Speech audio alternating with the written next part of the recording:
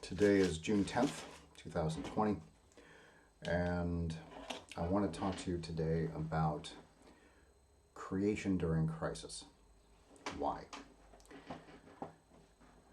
George Floyd was just murdered. I think he was buried yesterday. Cities are burning, people are rioting, people are protesting more to the point, and then other bad things are happening. Police conduct is outrageous. White House conduct is worse. There's a pandemic raging. America's reputation is tattered. Our economy is a mess. People are legitimately miserable. And in the midst of all of this, you are an artist. If you're watching this, you're probably a writer. Maybe you're writing novels, short stories, novellas. You could be writing for theater, screen, doesn't matter. And if you're another kind of artist, if you're a painter, if you're a sculptor, graphic designer, doesn't matter. You're still up against the core of what I want to discuss today, which is you feel a need, and I'm speaking for myself and I'm projecting it onto you, to somehow do what art does, which is to be responsive to, empathetic to, understanding of the emotions and world around us, and to somehow meaningfully synthesize that into something of value to the human experience. Could be acts of joy, it could be comedy, it could be tragedy, it could be an ideological rant. It doesn't matter, but you're trying to bring things together. The idea of creating art during crisis can feel antithetical. After all, doesn't it feel a little pointless, a little unnecessary? And the first thing I want to do is tell you why it's vital and it's important and the world needs you. After that, I want to tell you a little bit about the mechanics of what it means to try and do that, because your mind, if it's anything like my mind, is going to be concerned with the world, not the stuff you're in the mood to write. But there's a way of harnessing that, a way of making that work for you, like a wind behind you, if you know how to position the sail. And then who knows what I'm going to talk about third, and we'll wrap up. So why is this important? Before being a novelist, I was a scholar of international relations. So I have a doctorate in it, and I worked in it for a bunch of years. If you truly want to understand, this is something that I concluded. If you want to understand another people, right? Or you want to understand another time, the Victorian era, the Georgian period, China during Sun Tzu, Confucius, it doesn't matter. You can read all sorts of history books, and you should, but if you want to understand them, there was no anthropology then, there was no ethnography then, there were none of these modern 19th and 20th century and 21st century sciences. What you had was their art. You had their architecture, the buildings they created in order to organize their lives, their temples, Angkor Wat, right? The Dome on the Rock, the Pantheon, Parthenon. There's their writing, their poetry, their songs, their oral histories, and it goes on and on and on. Puppets in Indonesia. It's endless. And if you watch or listen and learn the art of a people, you will gain a deep, deep insight into what they saw as being in their world, what they saw as being good in their world, how things were organized and related to one another, and how those things cohered into a way of life. This is going to be as true as reading parts of Scheherazade as it is to reading Dickens, to, it doesn't matter. I can spit out random people, Amos Oz. It doesn't make any difference. Because they're different cultural universes. How does this relate to you? Well, you create them. You create them, right? They might be flawed. They might be imperfect. Not everyone is going to be a masterpiece. But every effort to synthesize the world and create something of value, put it back into it, has to speak back into the very world from which the raw material came. Otherwise, it won't be meaningful. It won't have any resonance with people who are watching it or reading it or encountering it or whatever. So, in the midst of all this stuff going on, when you eventually get around to harnessing it and using it to create art, you are capturing this moment in time and explaining it back to the world with new value.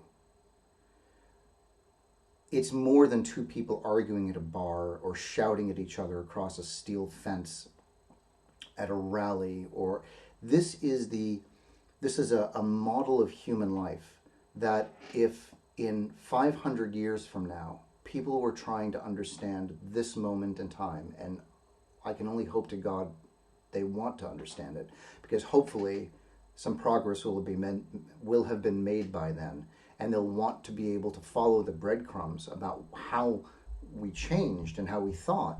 They're going to need to understand the tensions, the pains, the arguments, the concerns, the names of the people who suffered or acted or tried.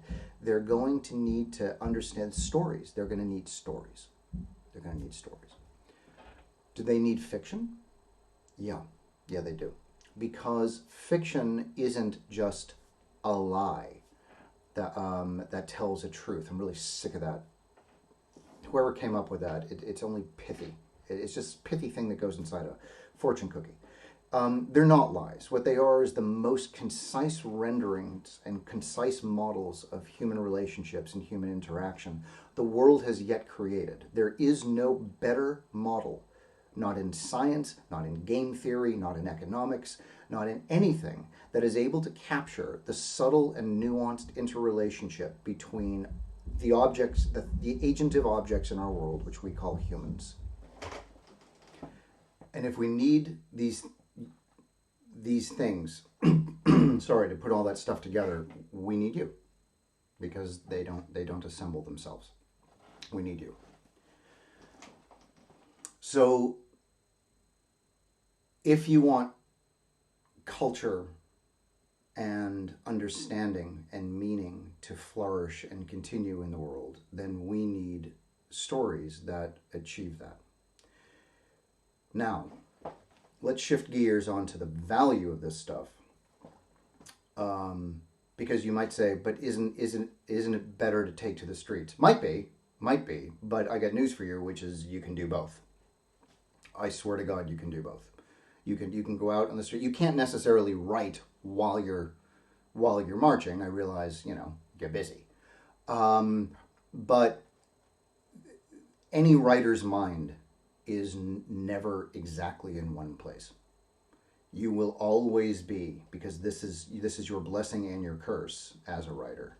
You will always be where you are, and always also be slightly to the side of where you are, looking back on what you're doing or what others are doing and wondering about it. That little act of wonderment is part of what defines you. That's part of the reason why you've always felt a little bit like an outsider, or you've never felt exactly right in a room, or you sort of can't figure out your exact place in this world. I don't want to start getting all Dianetics on you.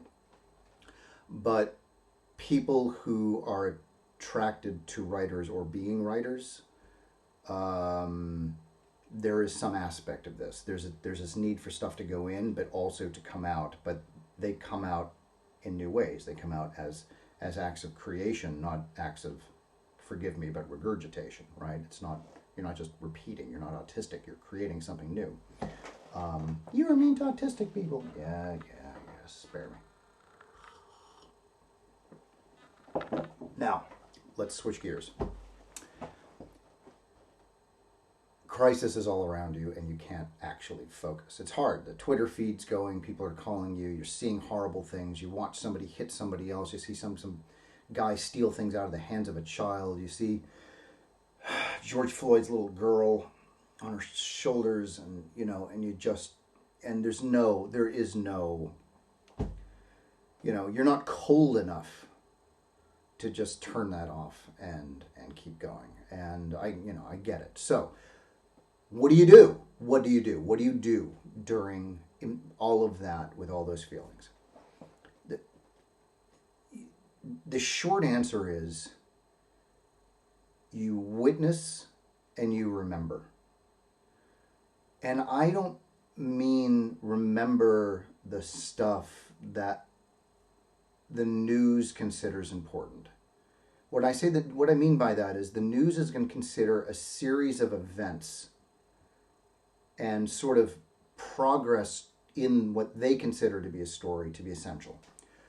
What they're not interested in, because they're not the artists, are going to be things like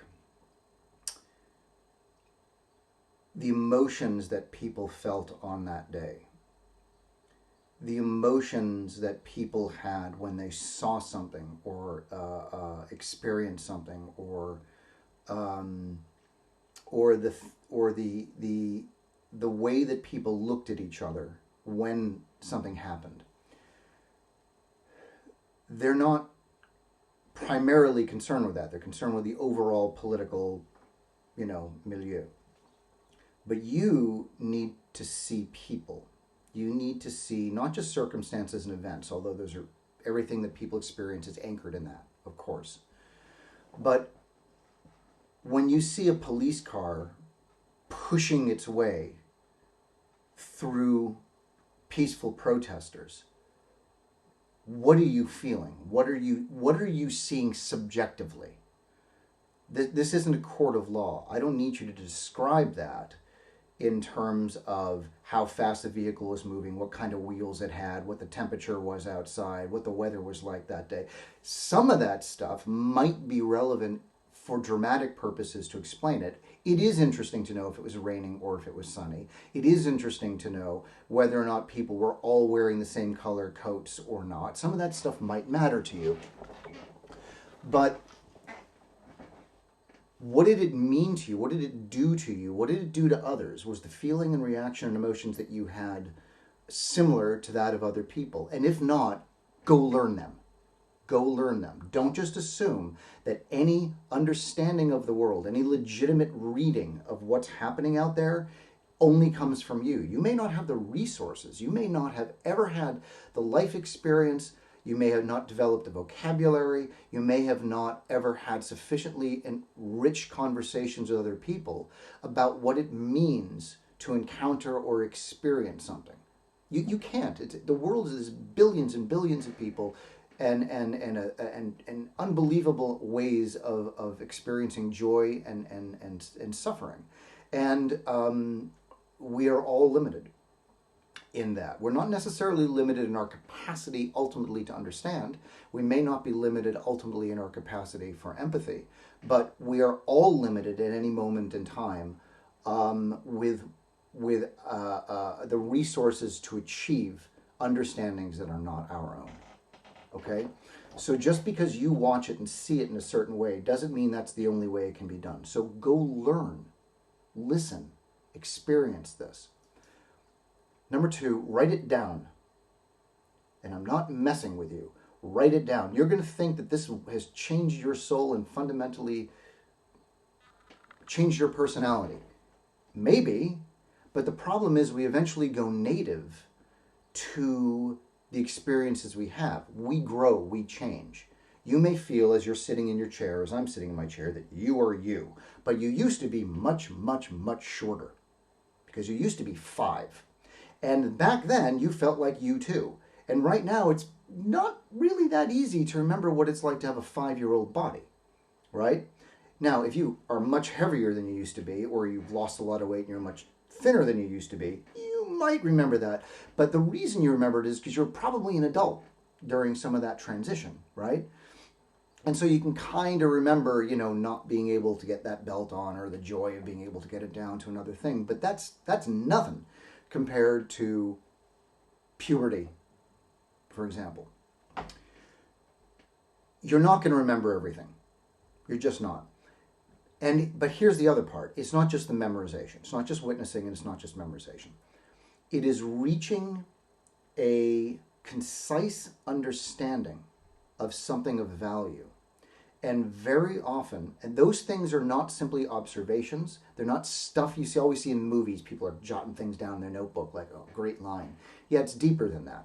What you should be writing down, aside, you might overhear something interesting or observe something, but what you're really writing down are what I would think of as of analytical products. After you've thought deeply about something, you start to reach an understanding, and that understanding eventually needs to be stated to other people in a way that is concise, that is, it's sufficiently short, but also meaningful. And meaningful is most often achieved by saying something extremely smart in a very simple way. It isn't about the fancy words. It's about the composition and relationship of the ideas that's set up in some simple way that people suddenly have an aha moment. That process is writing. Some people say writing's easy, editing's hard. All of that is part of the same conversation about reaching an analytical understanding of something. But that analytical understanding is expressed with, this is the moment where I should land on the perfect word, concision. It's a bit Latinate for my tastes. I wish it was more Anglo-Saxon. But anyway, it's simple. It hits you in the gut. You get it. And it's going to take you a while to reach that. What do you do with those? Because it's not an academic paper. You're not doing a doctorate here. You're writing a story. Well, part of the answer is those concise things, instead of having thousands and thousands of words flying past each other, what if you end up in a situation in your story where two people are talking to one another? Maybe those two people who are fighting, standing over that, you've seen 1,000 of those steel barriers, or two people are yelling at each other across the way, or one person's yelling and the other person's being brave and just taking it. That's dialogue. That is or for you it's dialogue, for them it's life, but it's dialogue. And what are they saying? Now, it might be that the white guy in the MAGA hat is an inarticulate idiot, but in your story, that's still going to have to come out as dialogue.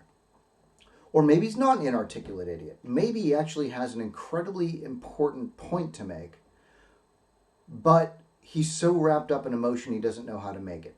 Or it's a point that's clear to him, but it only is revealing the depths of his own ignorance or his own racism. I don't know. We can spin this out 1,000 different ways. But where it all lands is you've got to write it. You have to make whatever scene you're writing clear. It's also got to be brief, right? People don't want to read 30 pages of people screaming at each other. You've got to move your story along. Story matters most.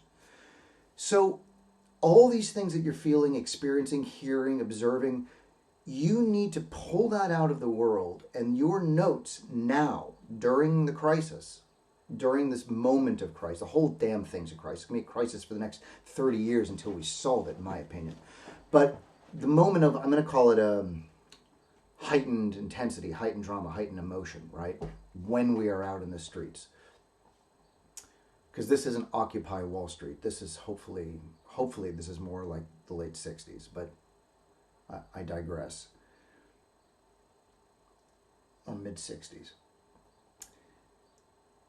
You're going to need to utilize all this one way or another. Now, it might seem this is maybe the last thing I'll talk about. It might seem that I'm trapping you into writing only about now, right? And you may say, I'm an artist, or I'm a writer, I'm a storyteller, but I write science fiction, I write romance, I write, I don't care, westerns, I don't know. And I still want to bring some value into the world, and I still want to encounter all of this, but I don't necessarily want to write about this, and which is okay. You don't have to castigate yourself for not writing about what's happening out the window. But if what's happening out the window matters to you, and I hope it does, then it is going to find a way into your art. Why? Because it's already in your heart. And it's very, very hard to write something of importance to yourself or for others that isn't made up of what's available and important to you. In fact, it would be a very odd act, a cerebral act in the worst kind of way, to ignore what's most compelling to you and try to create something completely alternative to that for some kind of popular consumption. Because what are you doing? What's the nature of that going to be? What is that going to look like? So you may be writing, excuse me, you may be writing your space opera, or you may be writing your historical fiction.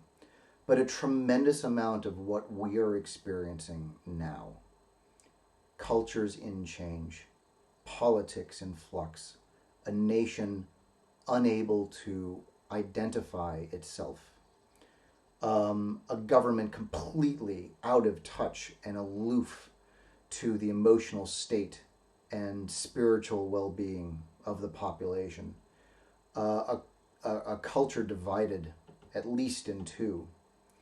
These are the themes of history. These are the themes of drama, everything in Shakespeare, you know, it's all there. I'm not going to start rattling off writers, but it's all there. It's all there. It's very hard to read anything from any country of any time period where some of those themes are not there. They're going to land in human interactions. It's going to be love and death and drama and blah. And great, thank God, because that stuff's fascinating. But everything that we are encountering now, these are universal themes of human life. So the more that you can understand it, hear it, attend to it, struggle to go from your current understanding to a deeper one, a better one that you're not familiar with, one that's going to help you grow as an individual, and then help you grow as a citizen, help you grow as a participant to this cultural system, this civic body that we're part of. That's all going to be useful, all going to be good.